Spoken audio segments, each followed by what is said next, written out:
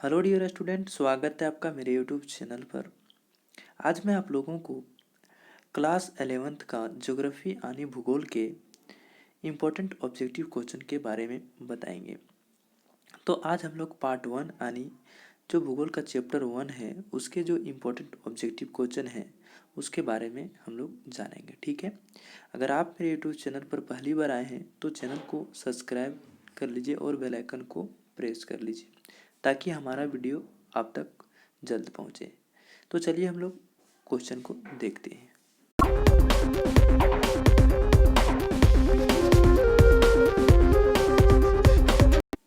पहला प्रश्न यहाँ पर हमारा है, भूगोल का जनक किसे कहा जाता है। ऑप्शन में दिया हुआ ए नंबर हेरोडोटस, बी में दिया हुआ है अनेक्जिमेंद्र और सी में दिया हुआ है इरेटस्थनीन और डी में दिया हुआ है हिकेटी। तो यहाँ पर हमारा जो डी ऑप्शन है वो बिल्कुल राइट आंसर हो जाएगा, यानी हिकेटी को भूगोल का जनक कहा जाता है। ठीक है, अब हम लोग देखते हैं इसका नेक्स्ट क्वेश्चन। नेक्स्ट क्वेश्चन यहाँ पर दो हमारा है, भूगोल को एक अलग अध्ययन शास्त्र के रूप में स्थापित करने का श्रेय निम्न में से किस विद्वान को है। ऑप्शन ए में दिया हुआ है इरेटस्थनीन, बी में दिया हुआ है हेरोडोटस और सी में दिया हुआ है अनेक्जिमेंद्र। सॉरी, यहाँ पर अनेक्जिमेंद्र होगा। ठीक है, और डी में दिया हुआ है हिकेटी। तो यहाँ पर हमारा जो ए ऑप्शन है वो बिल्कुल राइट आंसर हो जाएगा, यानी जो हिरेक जो इरेटस्थनीन थे उन्होंने भूगोल को एक अलग अध्ययन शास्त्र के रूप में स्थापित किए थे। ठीक है, अब हम लोग देखते हैं इसका नेक्स्ट क्वेश्चन। नेक्स्ट क्वेश्चन यहाँ पर हमारा थर्ड है, ज्योग्राफी के शाब्दिक अर्थ के आधार पर भूगोल की परिभाषा की गई है। ऑप्शन में दिया हुआ है पहला भूगोल विज्ञान है, भूगोल विज्ञान है जो पृथ्वी के धरातल का अध्ययन करता है। बी ऑप्शन में बोल रहा है भूगोल वह विज्ञान है जो प्रतियोगिता मानव के अंतर संबंध का अध्ययन कराता है। और सी में बोल रहा है भूगोल का विज्ञान है, भूगोल का विज्ञान है जो मानव एवं प्राकृतिक विषमता का ज्ञान कराता है। और डी में दिया हुआ है इनमें से कोई नहीं। तो यहाँ पर आप समझ सकते हैं कि ऑप्शन नंबर जो ए है हमारा वो बिल्कुल राइट आंसर है, क्योंकि भूगोल विज्ञान है जो हमको पृथ्वी के धरातल के बारे में हम लोग इसमें पढ़ते हैं। भूगोल में हम लोग क्या पढ़ते हैं, पृथ्वी के धरातल के बारे में हम लोग पढ़ते हैं। तो यहाँ पर हमारा ए ऑप्शन बिल्कुल राइट आंसर हो जाएगा। ठीक है, अब हम लोग देखते हैं इसका नेक्स्ट क्वेश्चन। नेक्स्ट क्वेश्चन यहाँ पर हमारा 4 है, भूगोल पृथ्वी को केंद्र मानकर अध्ययन वाले विज्ञान है किसने कहा था। यानी यहाँ पे पूछ रहा है भूगोल पृथ्वी को केंद्र मानकर अध्ययन वाले विज्ञान है ये किसने कहा था। ऑप्शन ए में दिया हुआ है टेलमी ने कहा था, बी में दिया हुआ है कांट ने कहा था, सी में दिया है आरेनियस ने कहा था, वारेनियस, सॉरी यहाँ पे क्या है, वारेनियस ने कहा था, और डी में दिया हुआ है टेलर ने कहा था। तो यहाँ पर हमारा जो सी ऑप्शन है वो बिल्कुल राइट आंसर हो जाएगा, यानी वारेनियस जो थे उसने कहा था कि भूगोल पृथ्वी को केंद्र मानकर अध्ययन वाले विज्ञान है। ये किसने बोला था, वारेनियस ने। तो यहाँ पर हमारा सी ऑप्शन बिल्कुल राइट आंसर हो जाएगा। अब हम लोग देखते हैं इसका नेक्स्ट क्वेश्चन। नेक्स्ट क्वेश्चन यहाँ पर हमारा 5 है, भूगोल भूतल का अध्ययन है यह किसने कहा था। ऑप्शन में दिया हुआ है ए नंबर टेलमी ने कहा था, बी में दिया हुआ है कांट ने कहा था, सी में दिया है वारेनियस ने कहा था और डी में दिया हुआ है हमबोल्ट ने कहा था। तो यहाँ पर ऑप्शन तो बिल्कुल जो पिछला क्वेश्चन था इसका उसी तरह है, लेकिन यहाँ पर जो आंसर है वो ऑप्शन नंबर बी हो जाएगा, यानी जो कांट थे उसने कहा था कि भूगोल भूतल का अध्ययन है। किसने कहा था ये बात? कांट ने कहा था। तो यहाँ पर हमारा जो बी ऑप्शन है वो बिल्कुल राइट आंसर हो जाएगा। अब हम लोग देखते हैं इसका नेक्स्ट क्वेश्चन।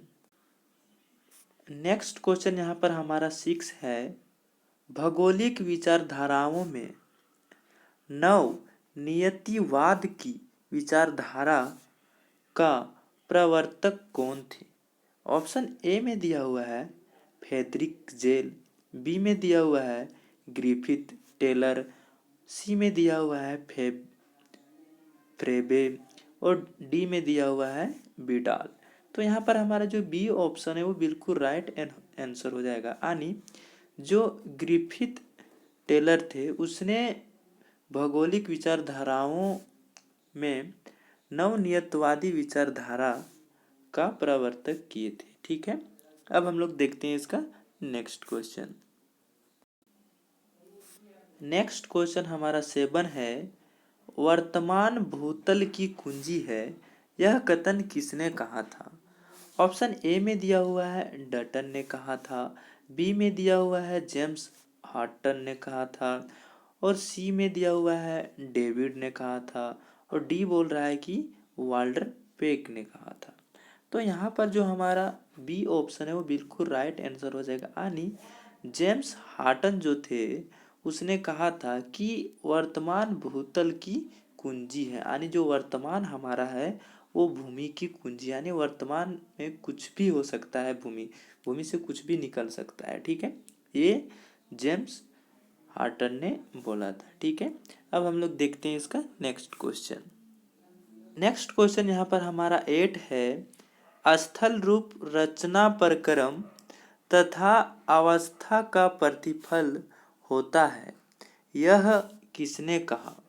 ऑप्शन ए में बोल रहा है वाल्टर पेक ने कहा, बी में बोल रहा है एम डेविड ने कहा और सी में बोल रहा है एलसी किंग ने कहा और डी में बोल रहा है पॉपुलर ने कहा। तो यहाँ पर जो हमारा बी ऑप्शन है वो बिल्कुल राइट आंसर हो जाएगा। यानी डब्ल्यू एम्स डेविड जो थे उसने कहा कि स्थल रूप रचना पर क्रम तथा अवस्था का प्रतिफल होता है। ठीक है, तो यहाँ पर हमारा बी ऑप्शन बिल्कुल राइट आंसर हो जाएगा। अब हम लोग देखते हैं इसका नेक्स्ट क्वेश्चन।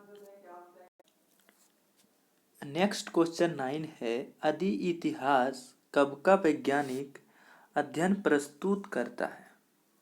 तो भूगोल कहाँ का वैज्ञानिक एवं तार्किक अध्ययन है? कथन निर्मल किससे किस विद्वान का है?